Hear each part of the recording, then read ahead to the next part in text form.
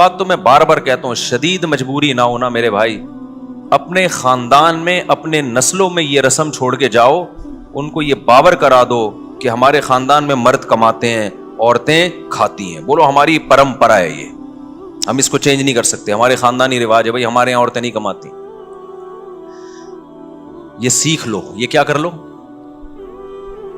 میں کبھی نہیں دعویٰ کرتا کہ میں جو باتیں کرتا ہوں میرا بھی 100% عمل ہے اس پہ. میں تو اللہ سے دعا کرتا ہوں, اللہ جو باتیں کر رہا ہوں مجھے اس پر عمل کی توفیق دے. میں تو بار بار کہتا ہوں بھائی میں آپ لوگوں کو کوئی نصیحت کرتا ہوں اس نیت سے کہ مجھے بھی اللہ عمل کی توفیق دے, لیکن کچھ باتیں بتانی پڑتی ہیں تاکہ آپ کو یہ نہ لگے کہ یار یہ پھینک رہا ہے لمبی لمبی نا. جب اس پر آزمائش آئے گی نا تو پھر دیکھیں گے ہم.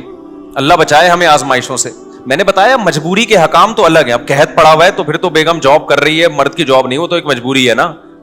بھیک مانگنے سے تو بہتر ہے کہ کوئی تو کما لے. تو میرے تو آمدن بھی بہت کم تھی اور میرے 3 گھر تھے, عرصے سے تو میرے 3 ہی چلے آ رہے ہیں نا. تو آپ کا کیا خیال ہے, مجھے ضرورت نہیں پڑی ہوگی اتنے بچوں کو پالنے کے لیے کہ بیگم کو میں اجازت دے دوں بھائی. اور جاب بھی کہاں, مدرسے میں پڑھانے کی, اسکول میں پڑھانے کی. میں نے کہا نہ, مدرسے میں پڑھانا ہے تو بھائی فری پوکٹ میں. کیوں بھائی, ہماری خاندان میں یہ اب تک چلا آ رہا ہے اور آئندہ ہم اپنی نسل میں چلائیں گے. بھائی ہمارے خاندان میں کمانا کس کا کام ہے, مرد کا. عورت کا کام کیا ہے, کھانا. اس پہ ہمیں کیا ہے بھائی, فخر. نہیں آئی بات میرا خیال ہے سمجھ میں. تو یہ رسم چھوڑ کے جاؤ بھائی, ہم لوگ کیا نہیں عورتیں کماتی, ہم لوگ کیا مرد کماتے ہیں. خدا کی قسم ایسا اچھا خاندانی نظام چلے گا نا تمہارا, اتنا ٹائٹ نظام چلے گا. بچے تمیز سے پلیں گے, بچے پیدا بھی تمیز سے ہوں گے, ان کو ماؤں کی محبتیں بھی پوری ملیں گی اور تمہیں بیویوں کی محبت بھی پوری ملے گی. ایک دفعہ اگر عورت کے ہاتھ کی کمائی مرد کے منہ کو لگ جائے نا, وہ بہت اپاہج بن جاتا ہے. اس کو ایسے مزے لگ جاتے ہیں نا فری پھوکٹ کے کھانے کے. کیونکہ جن قوموں میں یہ رواج آیا ہے نا, دیکھو کچھ برائیاں ایسی ہوتی ہیں ان میں بریکیں نہیں ہوتی, وہ ہمیشہ بڑھتی ہیں. مثال کے طور پر ابھی جاپان کے بارے میں رپورٹ آئی کہ نسل ختم ہوتے ہوتے جاپان کا دیوالیہ ہونے والا ہے. ابھی رپورٹ ہی ہے جاپان میں, پتہ ہے آپ کو, ان کے بچے پیدا ہونا ختم ہو گئے نا, تو اب بڈھے بڈھے بڈھے اتنے تنگ آئے ہوئے ہیں جاپانی. سویڈن کا صدر تو ایک دفعہ تقریر میں رو پڑا تھا کہ ہمارے یہاں بڈھے بڈھے ہو رہے ہیں. وہ تو کورونا نے کچھ فضل کیا, بہت سارے بوڑھوں کو شاٹ کر دیا, ورنہ تو وہ پاگل ہو گئے تھے کہ بھائی کوئی کما تو رہا نہیں ہے, سارے کھا ہی رہے ہیں بیٹھ کے. تو وہ باہر سے لوگوں کو بلاتے ہیں, لیکن ان کی اپنی قومیں ختم ہو رہی ہیں.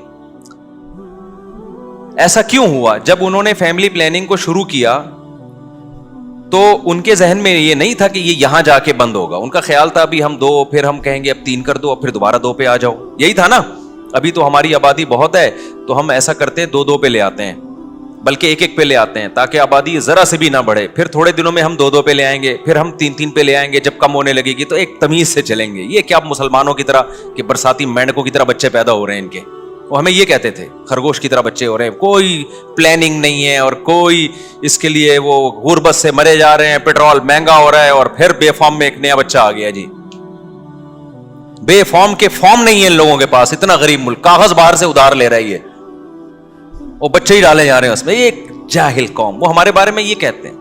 ہم نے دیکھو کیسے مینج کیا سسٹم کو اور کیسے زبردست. تو کچھ گڑبڑیں ایسی ہوتی ہیں کہ وہ شروع آپ کرتے ہیں, کنٹرول میں آپ کے نہیں ہوتی. تو یہ ہوا ہے ان لوگوں سے. اب ناروے ایک بچہ پیدا کرنے پر 24 لاکھ روپے دے رہے پاکستانی. یہ 24 لاکھ پچھلے سال کی رپورٹ ہے جب کرنسی کی, اب تو وہ شاید 30-35 لاکھ بن چکے ہوں. آپ ناروے کی نیشنلٹی لو اور کوئی کام نہ کرو وہاں جا کے, صرف یہی کرو, ملتے رہیں گے آپ کو. وہ کہہ رہے ہیں ہماری قوم بڑھے, نیشنلٹی نہیں ہے پھر نہیں دیں گے. وہ کہیں گے جب hماری قوم کا بندہ بن گیا تو پھر ہوگا. تو یہ کیوں ہو رہا ہے وہاں پہ نسلیں؟ اور 50-60 سال کے بعد آپ دیکھو گے جاپان میں پشتو چل رہی ہوگی انشاءاللہ. آپ دیکھو گے پشتو ہوگی, کیونکہ ہمارے جو پشتون تاجر ہیں پشاور سے اور افغانستان بہت جا رہے ہیں وہاں پہ. چپلی کباب دبا کے کھلا ہوا ہوگا, میڈ ان جاپان چپلی کباب ہے. حقیقت بتا رہا ہوں آپ کو, آپ مذاق نہ سمجھو. لیکن آپ کو اس لیے ابھی یقین نہیں آ رہا کہ 50 سال بعد ہم زندہ ہی نہیں ہوں گے. اگلی نسلیں اگر یہ ہمارا بیان سنیں گی تو وہ کہیں گی تو جاپان تو ہے ہی پٹھانوں کا ملک, تو مفتی صاحب یہ باتیں کیسی کر کے گئے ہیں. تو 50 سال کے بعد 60-70 سال کے بعد ماحول چینج ہو چکا ہوگا نا, تو تو کہیں گے اس میں ہنسنے کی کیا بات ہے یار, یہ اتنا مفتی صاحب اس بات کو بیان کر کے, اچھا بھائی یہ جاپان تو ہے ہی, جاپان خان اس نے بنایا تھا یہ. کیونکہ جب چینج, بہت سے کنٹری ایسے ہیں جن میں جو اصل قومیں تھیں وہ ختم ہو چکی ہیں. یونان جو ہے نا, یونان, اس کے بارے میں آپ ہسٹری اٹھا کے دیکھیں, انہوں نے بہت صدیوں پہلے فیملی پلاننگ پہ عمل کیا تو ان کی نسل گھٹتے گھٹتے اصل قوم ہی ختم ہو گئی ہے. دوسری قوم ہے جس کو یونانی کہا جاتا ہے, اپنے ہی ہاتھوں مر گئے, ختم.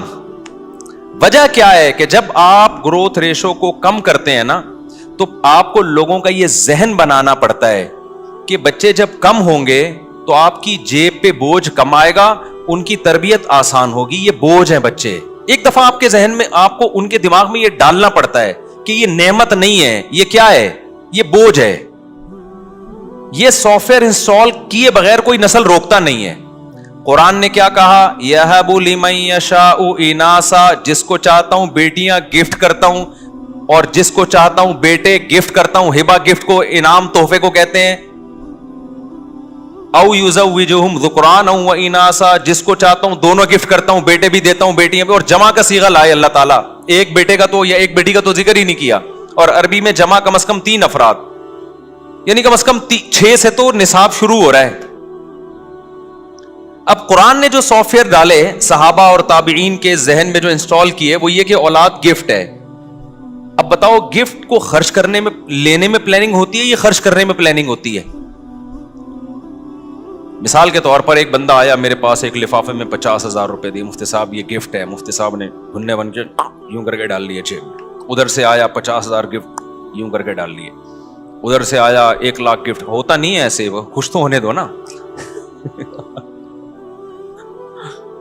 ادھر سے آیا.